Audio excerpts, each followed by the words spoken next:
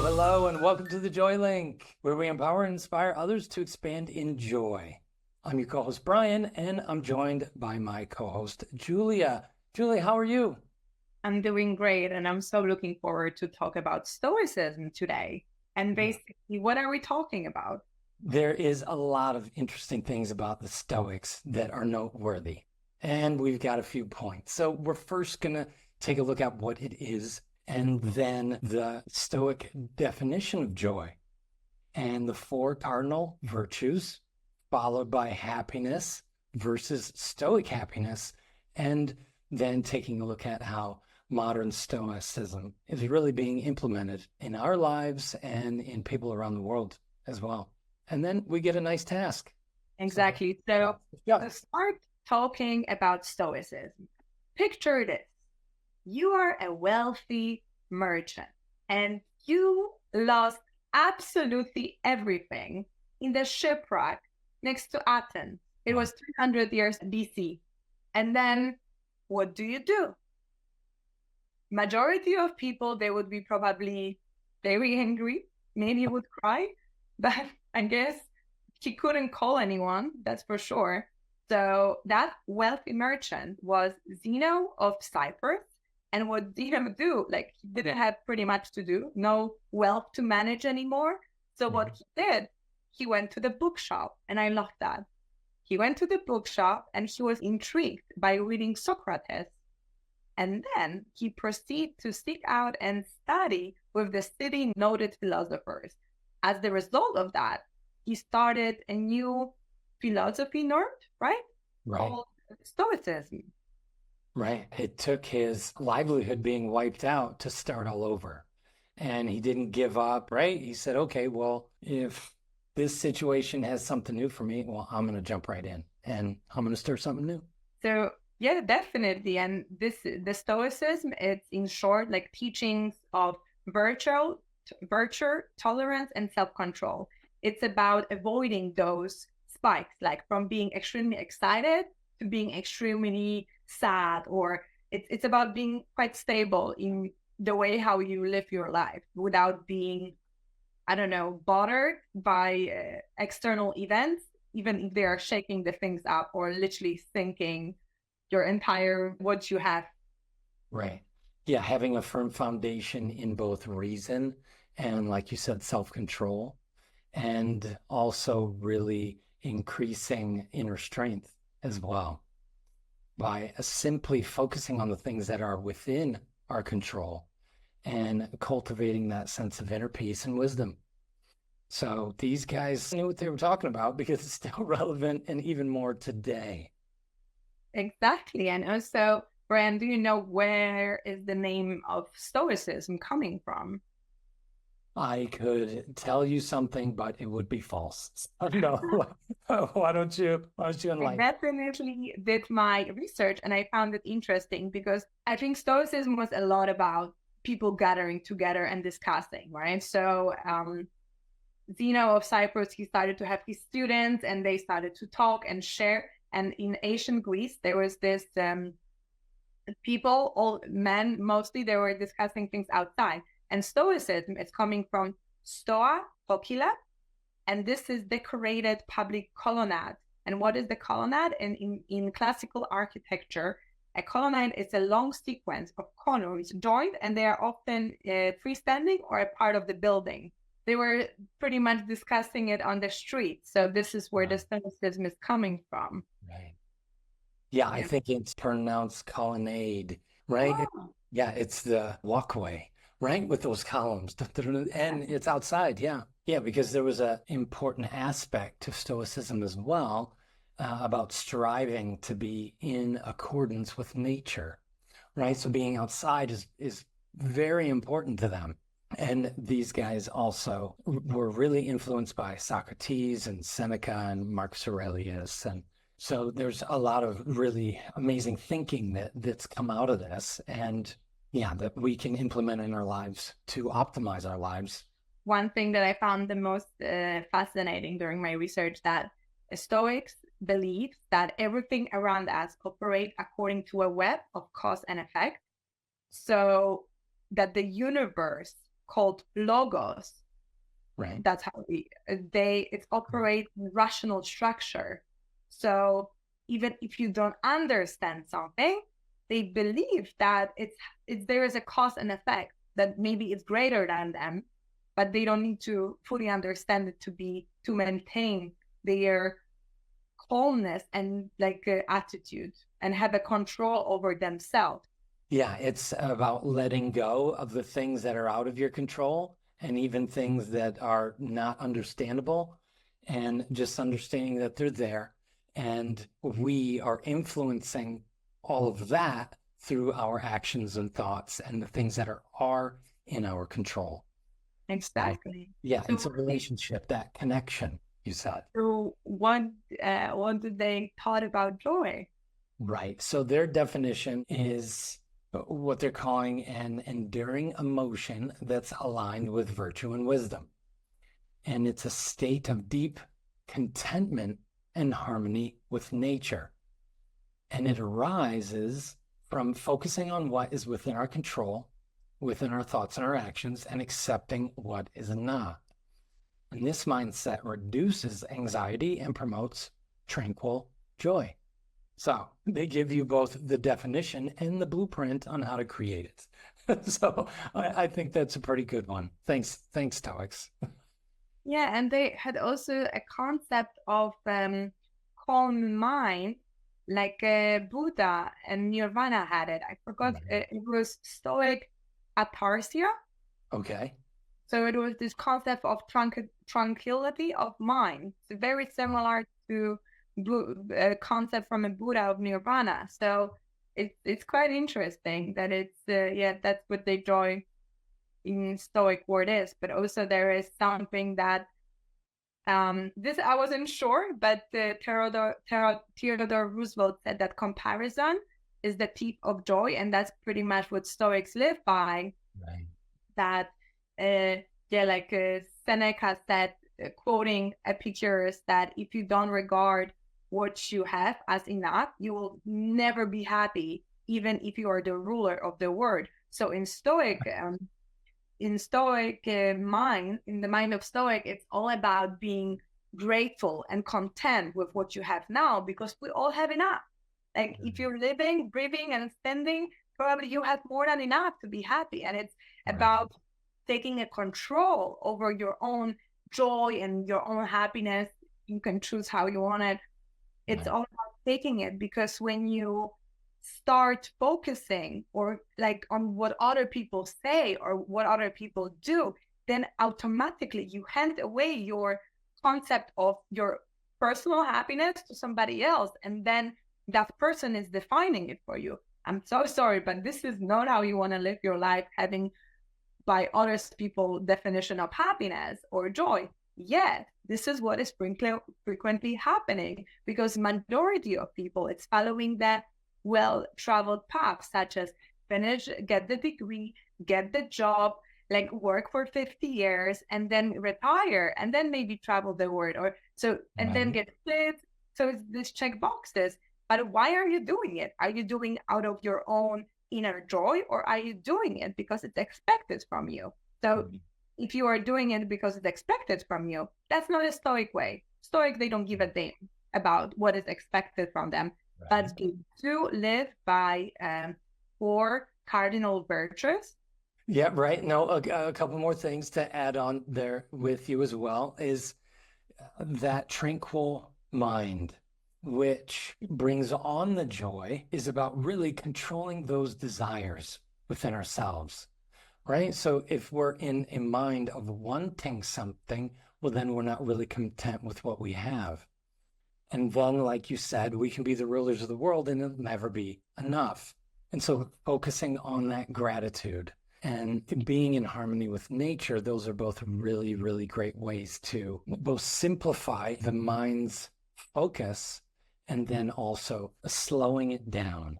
So we're not entertaining a lot of things to keep you running around like a chicken with your head cut off, right? You want to just have a calm, tranquil mind, and then you will inherently tune into more joy in your life. And it's also about having your own definition. What is it that is enough for you. Because Right. for some people, it's enough and slightly different things that they're enough for you in your own life. Right. Right. Yeah. And that's different for everybody. And so that is also, it gives us a way out of comparing ourselves with others as well. Because once we see that they're on a totally different journey and they have totally different passions, and you would never want to do that, how can we even compare ourselves to them or them to us? Right? It sets us free. And so then we can pursue what we really want to be doing with our time and our energy and our thoughts and emotions and actions. Exactly. And in one of the previous episodes, we shared with you this PDF file where you could design your perfect day, or like the most joyful day as you can imagine. And I think for some people, my dream day would be the nightmare. And it Mine could be too. the right. So it's very subjective, and it's all up to you how you want it. But it's impossible that everyone on the same planet wants the same things as you do. Of Right. course, like in the basis of like love, respect, peace, and security, yes. But when we go above this in the Maslow pyramid, it's different. So that's the beauty, that you should never ever let anyone else define what true happiness is for you. Correct. And there's the applause. I got some applause on that one. Yes, that is one of the core anchors of our identities, and understanding we have a choice in that, right? It can't be defined by anyone else. And as long as we don't define it, then we're going to be flip-floppy and ride that roller coaster way up and way down, way up and way down. Yeah, finding more happiness, more joy in our lives. We can define those things that make us happy and, well, that bring more joy in our lives, and then spend more time doing them. Yeah. And I think this is kind of reflecting one of the virtues of the Stoics. Like, and I think it's courage, because it's not only to be courageous in extraordinary circumstances, but facing daily challenges with clarity and with your personal integrity. Right. And that's it. Yeah. Right. Yeah. That was one. First out of the four cardinal virtues of Stoics. What is the second one? The next one, of course, is one of my favorites, is wisdom. Right? And how I understand is that there's knowledge, and that's different from wisdom. And there's experience, and that's also different, right? Because one is in knowing and one is in doing. But when you combine the both of those, then it creates wisdom, right? It's real knowledge through experience, right? I've done it, so I'm wise because of it, because I learned those lessons through the experience of. So you can learn a lot from a book, right? How to drive a car. But if you've never sat in a car, right, you don't know what traffic's like. So yeah, it's the practical wisdom. Yeah. And it's the ability to navigate complex situations in a logical and informed and calm. This is the key word, I think, for Stoic, calm manner. Right. Yeah. Yeah. And that's because they do their best not to react, right? They respond. And how you can develop that is to simply take a breath in between all of the different stimuli that is coming in. So if there is no space, then we're going to get that stimuli and react, right? And that's out of control behavior, because it's a reaction. It can be subconscious even. Yet when we take a breath and create space, then we can decide how to respond. And that's when you develop more of a calm and wise demeanor. And I think this is a part of the other virtue, which is temperance. Right. Temperance.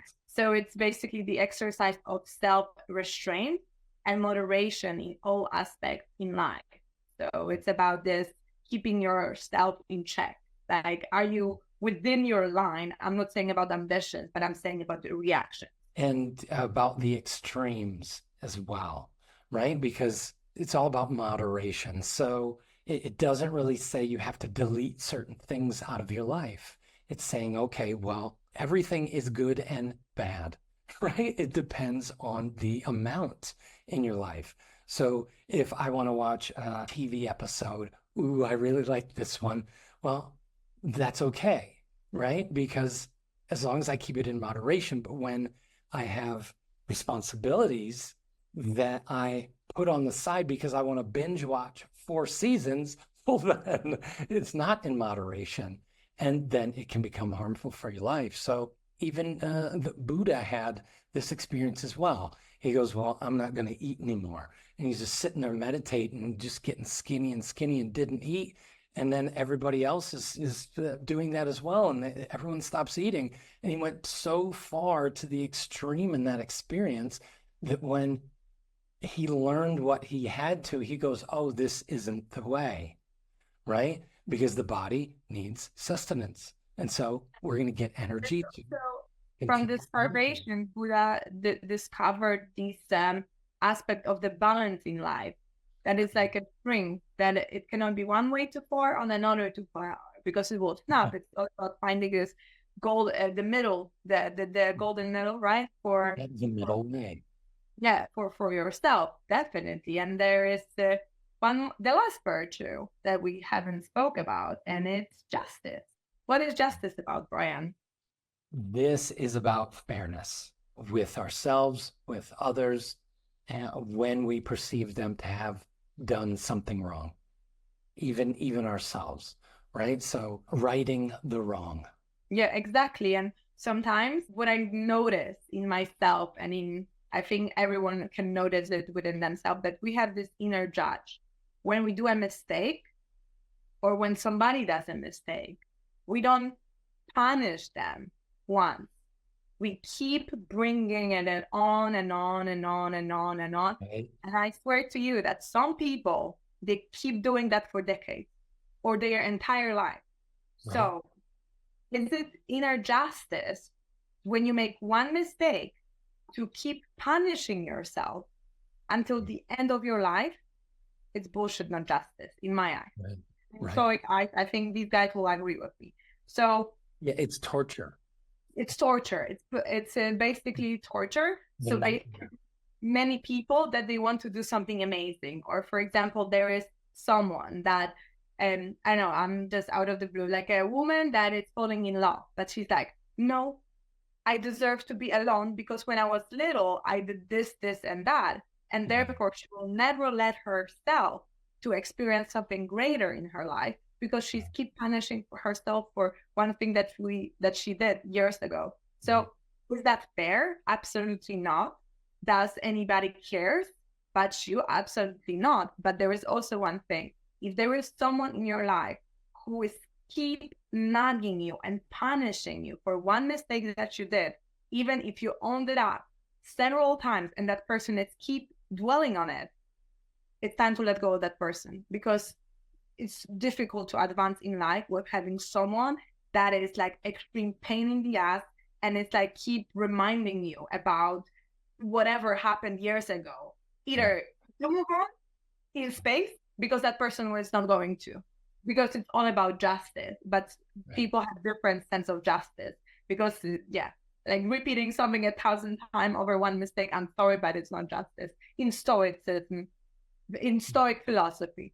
Right. And these are the invisible inner turmoil that can go on in our minds that is important that we control with moderation, right? So simply by letting ourselves off the hook, right? And forgiving ourselves first for anything that we saw was wrong, and then being able to learn from that.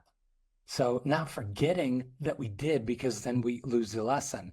We want to forgive ourselves in the moment. That lets us to stop punishing ourselves. And then we learn the lesson. Okay, I know better now, and I'm going to do better next time when it comes up again. And then you begin optimizing your life in all the different aspects that come up, where the judge comes in and goes, hey, that's wrong. Or, hey, they've done something wrong to me or to anyone else. We can forgive them for it, but make sure they learn from that, what we deem as a mistake, right? Mistake. And then they can begin optimizing, and we're both becoming better. and that's exactly what Epictetus said, that we suffer not from the events in our lives, but from our judgment about them. Right. What I was saying about the mistake, the origin of that word comes from the archers. So it's like a mistake. So it's like you aim the arrow, but then, oh, right, it didn't go the way I wanted it to. That's a mistake, right? And that's also where the origin of the word sin comes from as well, because that origin means to miss the mark. And so that's an archer's term as well. Yet what it doesn't mean is that's the last shot I'm ever going to take. It doesn't mean that, right? It means go ahead and aim and then shoot. And in most cases, right, it's like ready, aim, shoot. Yeah, life doesn't really allow for that a lot of the time. So it's more like ready, shoot, and then aim, right? So you take the shot, and if you have a mistake, well, that's data. And I missed the mark. So there's a sin. Well, great. Well, then I can just aim and then ready, shoot, and then aim and ready, shoot. And then we can really optimize our focus and our actions and everything to have a better experience towards something that we want. It just takes practice. Yeah, like nobody ever woke up with an intention like, I will make other people's life miserable. I will be the biggest asshole of the day that the world have ever seen in the history of the humankind. Like literally nobody ever woke up saying that. If yes, please message me. I would love to talk with you. You know, maybe you will get the spot on the Joy link, because we would love to hear, because I've never seen or heard about such a person. Like we all want to do good, like somewhere deep down in our hearts or God feeling, I don't know, but we're always want to do our best, but that our best not always turning out as we desire to. Right. For modern people, or what is modern Stoicism looks like. Modern Stoicism. Didn't you have something for that? Yeah, I do. Yeah, so based on the teaching of Stoics, there is a lot of things that were inspired by it. For example, rational emotive behavior therapy. It's when there is a situation that is happening to you externally, and it's the therapy. It's about reframing your thoughts about this, and that's coming from the Stoicism. And it's also this logotherapy based on the Stoic principles that we can harness our willpower to fill out the life with meanings, even in the bleakest situation. And just to put it in the perspective, this was developed by Viktor Frankl, and he was a prisoner in the one of the camps during the Second War.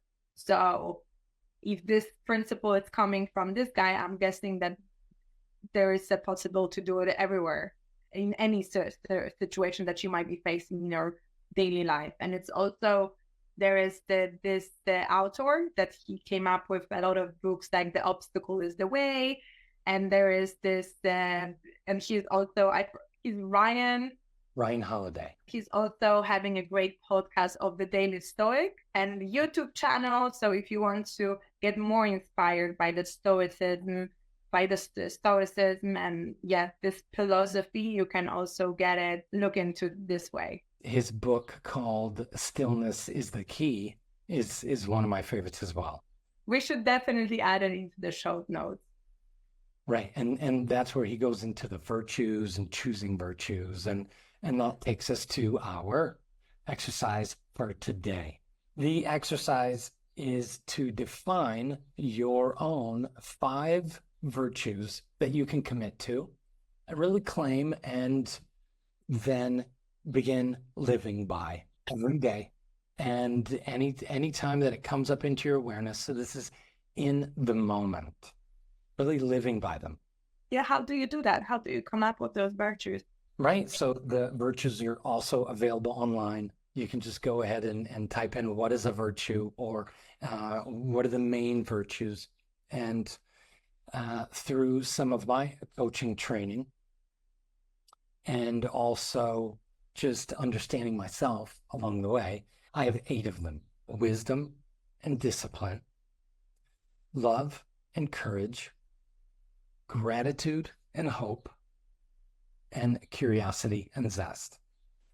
That's beautiful, friends. That's it for today. I hope you enjoyed this topic of Stoicism, and I hope it will inspire you to start experiencing more joy based on the Stoic principles. My hope is that after listening to this episode, you will become better friends. Like you will become your own best friend. That you'll be more fair with yourself, and you will let go of any mistakes that you have done. And yeah, just a little bit of that. Yeah, really diving into how the Stoics lived in a very wise way. It can free you up from a lot of internal dialogue that just doesn't serve you very well. So definitely dive into that, and we will see you in the next one. Thank you. And if you feel like getting us a coffee, you can just follow the link in the show notes. It's Buy Me Coffee, the Joy link. Thank you, guys. We're next week and on Friday. All right. See you next time. Ciao.